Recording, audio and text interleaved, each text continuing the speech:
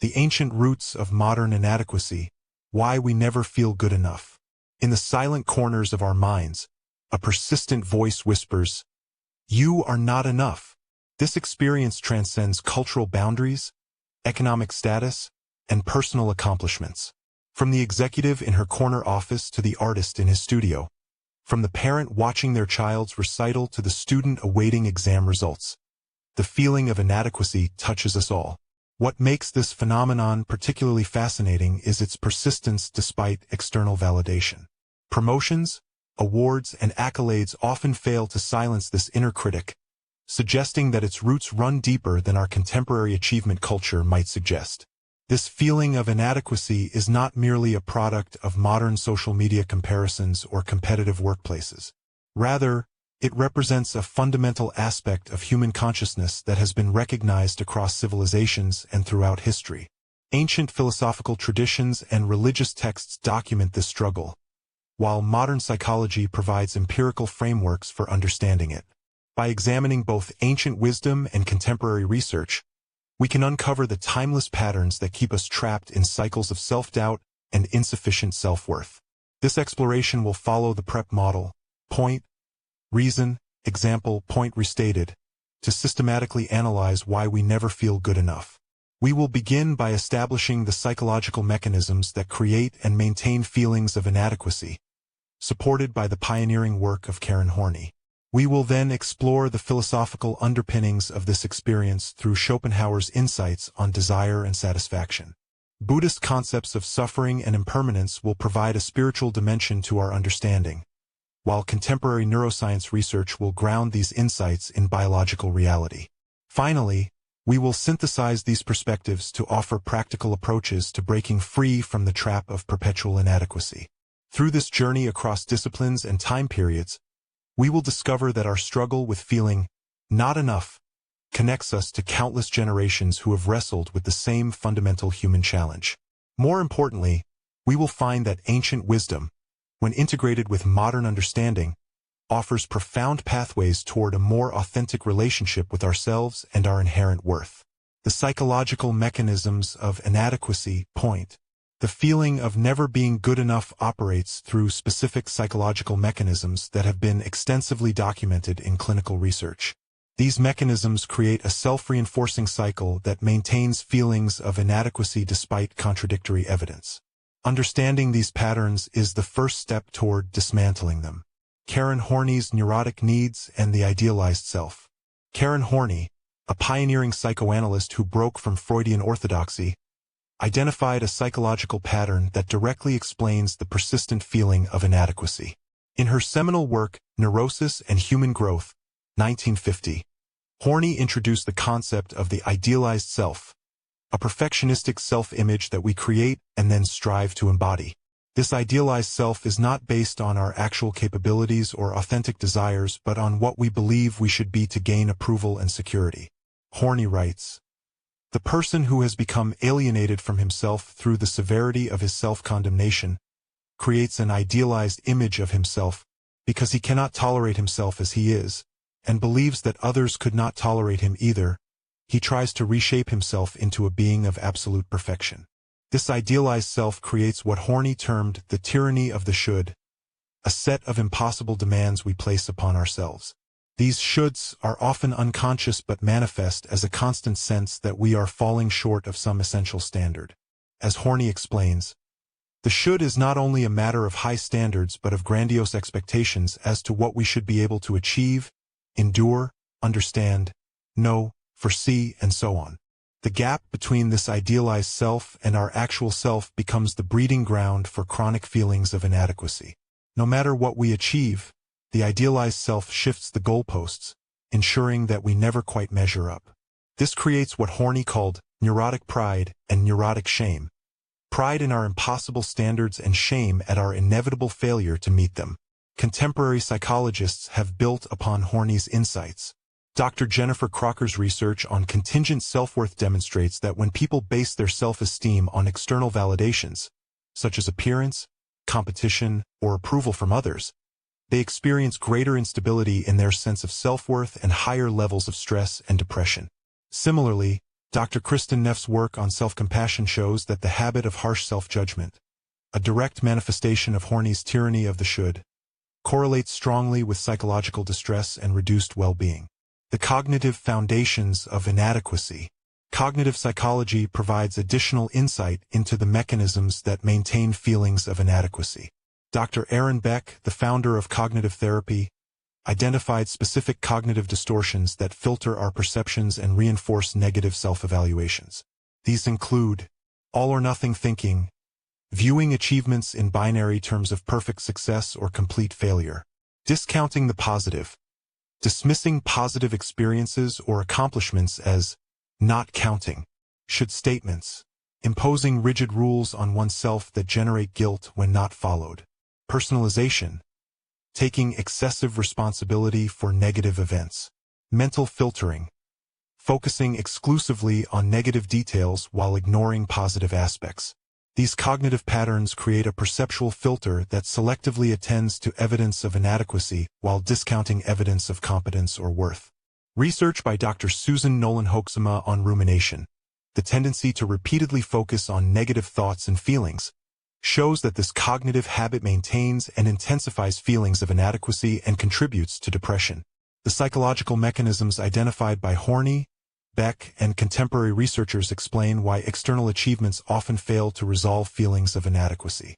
When our self-worth is contingent on meeting impossible standards, when cognitive distortions filter our experiences, and when we habitually ruminate on perceived shortcomings, we remain trapped in a cycle of perpetual self-judgment regardless of external circumstances. The philosophical roots of dissatisfaction. Reason. The psychological mechanisms of inadequacy operate within a broader philosophical context that shapes our relationship with desire, satisfaction, and self-evaluation. Arthur Schopenhauer, the 19th-century German philosopher, provided profound insights into the nature of human dissatisfaction that illuminate why we struggle to feel enough. Schopenhauer on Will and Satisfaction.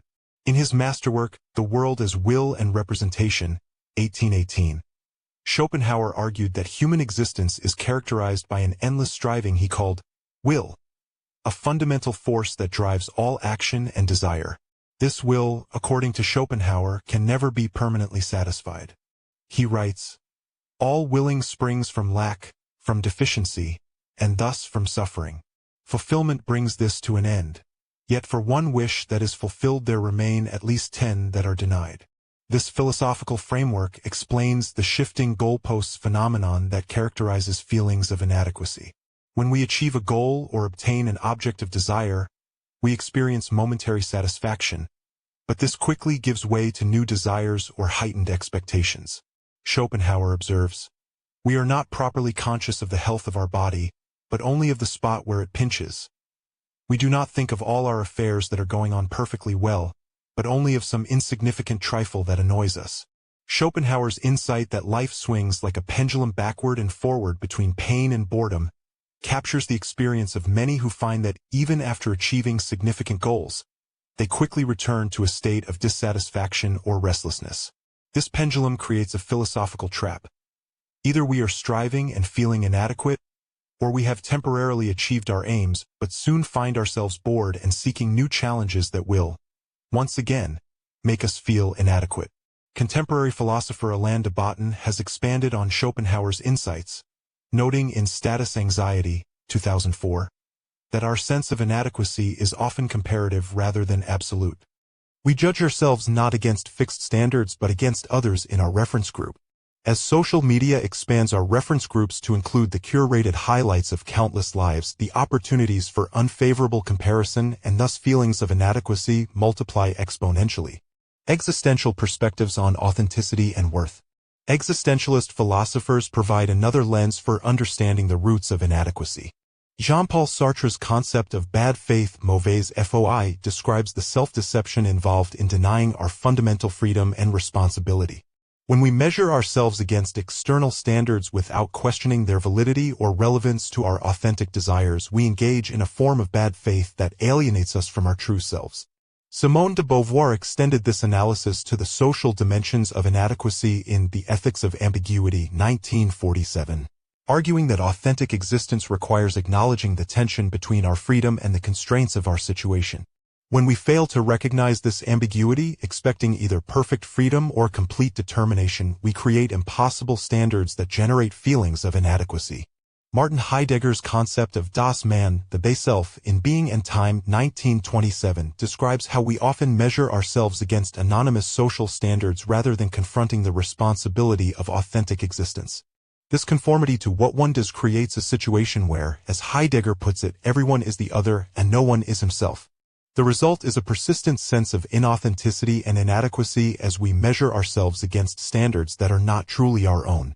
These philosophical perspectives reveal that the feeling of inadequacy is not merely a psychological malfunction but reflects fundamental aspects of human existence, the nature of desire, the comparative basis of self-evaluation, and the challenge of authentic self-definition in a social world. Understanding these philosophical dimensions helps explain why feelings of inadequacy persist despite psychological interventions or external achievements. Buddhist wisdom on suffering and impermanence example. The Buddhist tradition offers one of the most sophisticated analyses of human dissatisfaction through its core teachings on dukkha, suffering or unsatisfactoriness, anicca, impermanence, and the nature of the self. These ancient insights provide both a diagnosis of why we never feel good enough and a prescription for liberation from this suffering. Dukkha, the unsatisfactory nature of conditioned existence. The first noble truth of Buddhism identifies dukkha as a fundamental characteristic of human experience.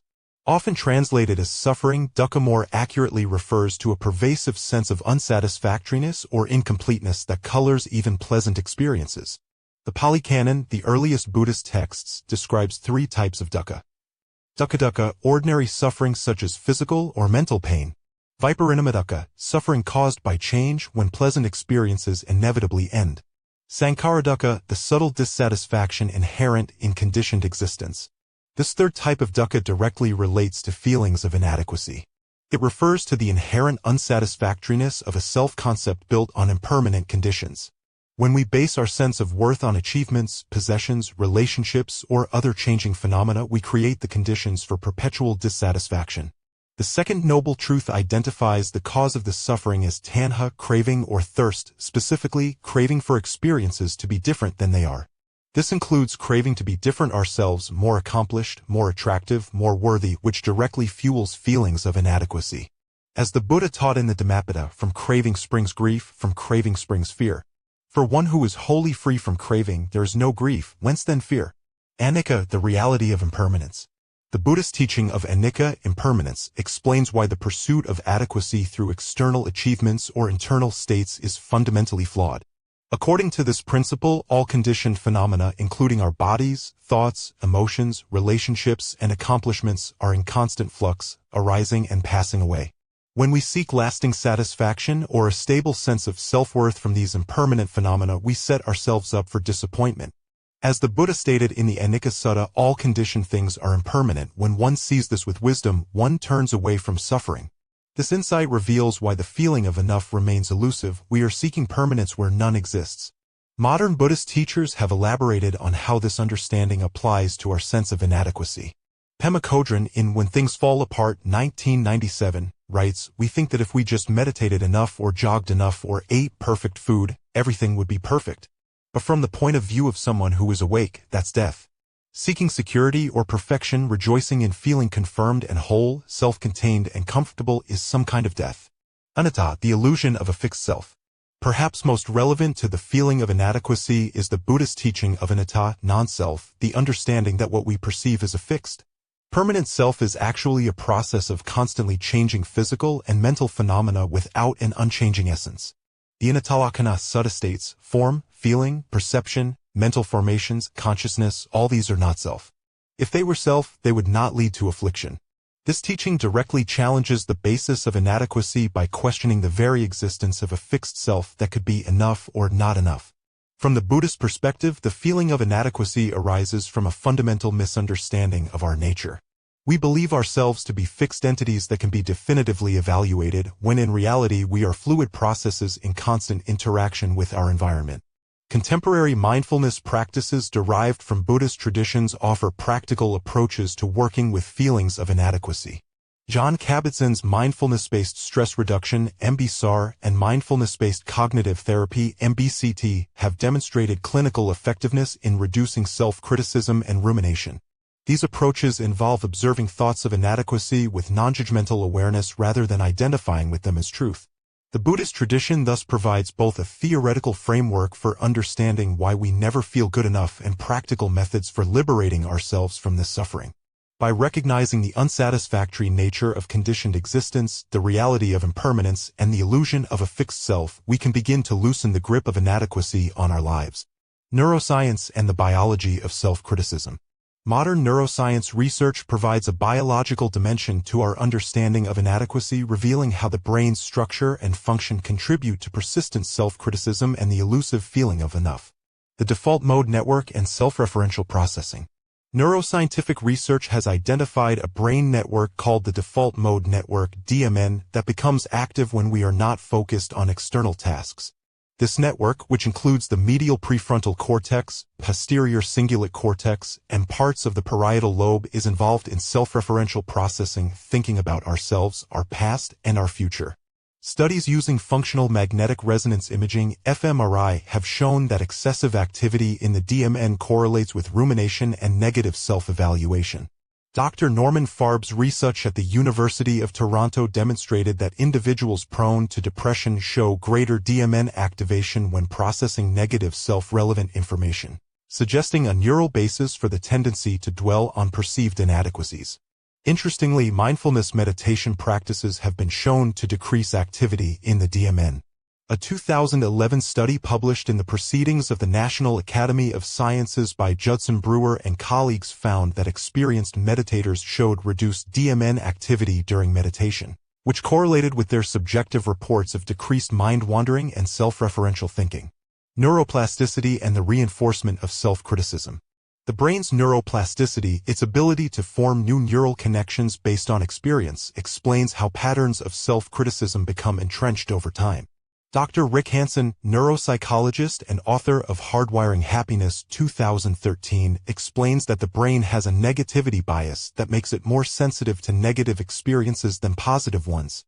This evolutionary adaptation, designed to help our ancestors avoid threats, causes negative self-evaluations to have a stronger impact on neural structure than positive ones.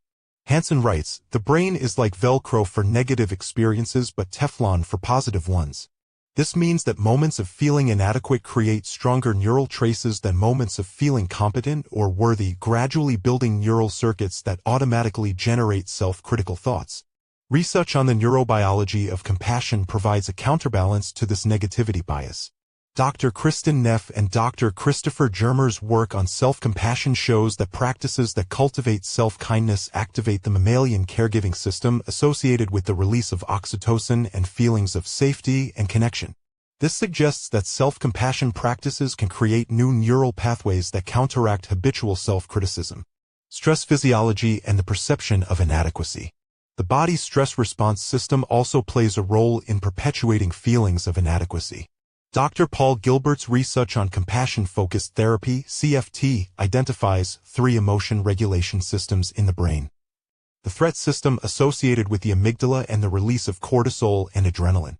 The drive system, linked to dopamine and the pursuit of goals and rewards. The soothing system, connected to oxytocin and feelings of safety and contentment. Gilbert's research shows that individuals who experience chronic feelings of inadequacy often have an overactive threat system and an underactive soothing system. Self-criticism activates the threat system, triggering the same physiological responses as external threats: increased heart rate, muscle tension, and cortisol release. This creates a physical state of distress that reinforces the perception of inadequacy. CFT aims to balance these systems by developing the soothing system through practices that generate feelings of safety, connection, and self-acceptance. Neuroimaging studies support this approach, showing that self-compassion practices activate brain regions associated with positive affect and social connectedness while reducing activity in threat processing regions. These neuroscientific findings explain why feelings of inadequacy can feel so visceral and persistent. They are encoded in our neural architecture and maintained by our physiological responses. However, the same research offers hope through neuroplasticity. With consistent practice, we can rewire these circuits to support a more balanced self-perception. Integrating ancient wisdom and modern science. Point restated. The feeling of never being good enough emerges from a complex interplay of psychological mechanisms, philosophical conditions, spiritual realities, and neurobiological processes.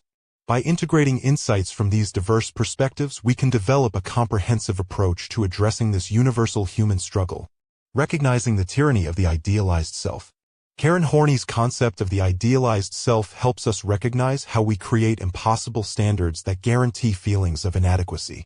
By becoming aware of our shoulds and the gap between our idealized and actual selves, we can begin to question these standards rather than accepting them as truth. This awareness creates space for a more realistic and compassionate self-evaluation. Contemporary therapeutic approaches like acceptance and commitment therapy (ACT) build on this insight by helping individuals distinguish between their conceptualized self, similar to Horney's idealized self, and their experiencing self. By developing cognitive diffusion, the ability to observe thoughts without identifying with them, we can recognize self-critical thoughts as mental constructs rather than definitive truths about our worth. Embracing the wisdom of impermanence. Buddhist teachings on impermanence, anicca, offer a profound antidote to the philosophical trap identified by Schopenhauer, the endless cycle of desire and temporary satisfaction. By recognizing that all phenomena, including our achievements, abilities, and self-concepts, are in constant flux, we can loosen our grip on fixed notions of what we should be. Mindfulness practices derived from Buddhist traditions provide practical methods for observing the changing nature of experience. John Kabat-Zinn defines mindfulness as paying attention in a particular way, on purpose, in the present moment, and non-judgmentally. This quality of attention allows us to observe thoughts of inadequacy arising and passing away rather than identifying with them as permanent truths. Research supports the effectiveness of mindfulness-based interventions for reducing self-criticism and improving self-compassion. A 2013 meta-analysis published in Clinical Psychology Review found that mindfulness-based interventions were effective in reducing rumination and negative thinking patterns across multiple clinical and non-clinical populations. Cultivating neural pathways of self-compassion. Neuroscience research on neuroplasticity and emotion regulation systems provides a biological framework for transforming our relationship with inadequacy. By understanding the brain's negativity bias and the 3 emotion regulation systems identified by Paul Gilbert, we can intentionally cultivate neural pathways that support self-compassion rather than self-criticism. Specific practices that leverage neuroplasticity to counteract feelings of inadequacy include self-compassion meditation, generating feelings of kindness toward oneself, particularly during moments of perceived failure or inadequacy. Savoring positive experiences, deliberately attending to moments of competence, connection, or worthiness to strengthen their neural impact. Compassionate reframing, reinterpreting perceived inadequacies from the perspective of a kind and supportive friend. Soothing touch, using physical gestures like placing a hand on the heart to activate the mammalian caregiving system. Research by Dr. Kristen Neff and colleagues demonstrates that these practices can significantly reduce self-criticism and improve psychological well-being.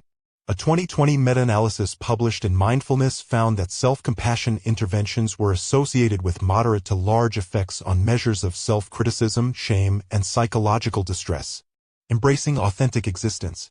Existentialist perspectives on authenticity and worth remind us that many standards against which we judge ourselves are not our own but absorbed uncritically from our social environment.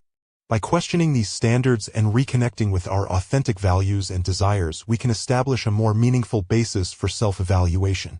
Acceptance and commitment therapy (ACT) offers practical approaches to clarifying personal values and taking committed action aligned with these values. Research by Dr. Stephen Hayes and colleagues shows that this value-based approach reduces psychological distress and increases life satisfaction by shifting focus from self-evaluation to meaningful engagement with life. Similarly, narrative therapy, developed by Michael White and David Epstein, helps individuals identify and challenge the dominant cultural narratives that contribute to feelings of inadequacy. By reauthoring their life stories based on their own values and experiences, individuals can develop a more authentic and empowering relationship with themselves. Conclusion: beyond the trap of inadequacy. The feeling of never being good enough is neither a personal failing nor an inescapable aspect of the human condition. Rather, it represents a complex interaction of psychological patterns, philosophical perspectives, spiritual realities, and neurobiological processes that can be understood and transformed. By integrating insights from Karen Horney's depth psychology, Schopenhauer's philosophy, Buddhist wisdom traditions, and contemporary neuroscience, we gain a comprehensive understanding of this universal human struggle. More importantly, this integration offers a rich tapestry of practices and perspectives that can liberate us from the cycle of perpetual inadequacy. The journey beyond inadequacy does not lead to a state of complacent self-satisfaction or the absence of growth-oriented striving. Instead, it opens the possibility of a more authentic relationship with ourselves, one characterized by honest self-assessment without harsh judgment, recognition of areas for growth without self-condemnation, and appreciation of achievements without excessive attachment. As we recognize the tyranny of the idealized self, embrace the wisdom of impermanence, cultivate neural pathways of self-compassion, and commit to authentic existence, we gradually transform our relationship with the feeling of not enough. This transformation represents not just personal healing but a radical act of resistance against cultural forces that profit from our sense of inadequacy. In the words of psychologist Carl Rogers, the curious paradox is that when I accept myself just as I am, then I can change. This acceptance, informed by ancient wisdom and supported by modern science, offers the most promising path beyond the trap of never feeling good enough.